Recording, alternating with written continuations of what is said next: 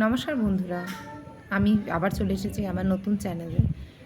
তো আজকে আমি আপনাদের দেখাবো যে প্রত্যেকটা মাই একটা মাকে প্রশ্ন করে যে আমরা আমাদের বাচ্চাকে তুমি তোমার বাচ্চাকে কী খাওয়াও বা তোমার বাচ্চা কী খেলে ভালো থাকে। আমিও অনেককে অনেক রকম প্রশ্ন করেছি যখন আমি নতুন মা ছিলাম। তো আমার এখন ২ মেয়ে, তা বড় মেয়ের বেলাতে আমি অতটা কিছু জানতাম না। এখন ছোট মেয়ের বেলাতে একটু এক্সপিরিয়েন্স হয়েছে। তা সেটা থেকে আমি শেয়ার করছি যে আমি আমার মেয়েকে ব্রেকফাস্টে অনেক সময় আজকে যেমন বানিয়েছি এই সাবুর পায়েস, একটু ড্রাই ফ্রুটস দিয়ে ঘি দিয়ে সাবুটাকে প্রথমে একটুখানি ভেজে নিয়ে তারপরে দুধ দিয়ে একটুখানি ওকে পায়েস মতো করে দিই। দুটো মেয়েকেই খাওয়াই। ভীষণ ভালো, খুব হেলদি খাবারটা। বাচ্চাদের কনস্টিপেশন দূর হয়, ক্যালসিয়াম থাকে, আয়রন থাকে, মানে বাচ্চাদের যেগুলো যেগুলো দরকার, বাচ্চাদের কেন আমাদের বড়োদেরও আমরা জানি যারা প্রেগনেন্সির সময় আমরা প্রত্যেকেই এই দুধ সাবু খাই বা ব্রেস্ট ফিডিংয়ের সময়তেও খাই, কারণ এটা বাচ্চাদের জন্য যতটা উপকারী ঠিক সমপরিমাণ মাদের জন্যও খুবই দরকারি জিনিসটা। তা আমিও বানালে কখনো কখনো নিজের জন্যও খেয়ে নিই।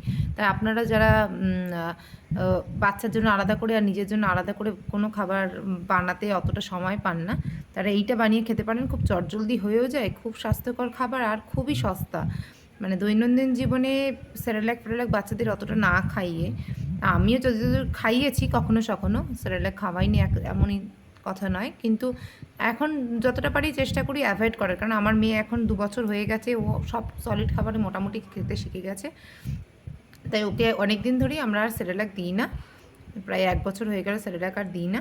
তা ওকে এখন আমরা এই দুধ সাবু এই রকম ধরনের খাবারগুলো প্রায় চেষ্টা করি। তা আমি আস্তে আস্তে প্রত্যেকটা দিনই প্রায় দিতে থাকবো যে আমি আমার মেয়েদের কী খাওয়াই আর কী খেলে বাচ্চারা স্বস্তি শরীরের দিক থেকে ভালো থাকে। আর বাচ্চাদের দুধ সাবু খেলে ঠান্ডা লাগে না, আমার মনে হয় যে বাচ্চাদের দুধ সাবু খেলে ঠান্ডা লাগার অতটা সমস্যা নেই, কিন্তু শীতকালে যতটা সম্ভব অ্যাভয়েড করাই ভালো, কারণ শীতকালটা যত এমনিতেই খুব ঠান্ডা।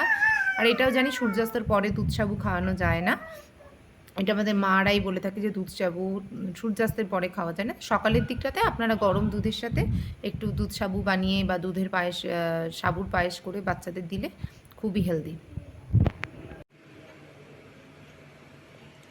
বাবা বাবা বাবা বাবা, ভালো পিনো,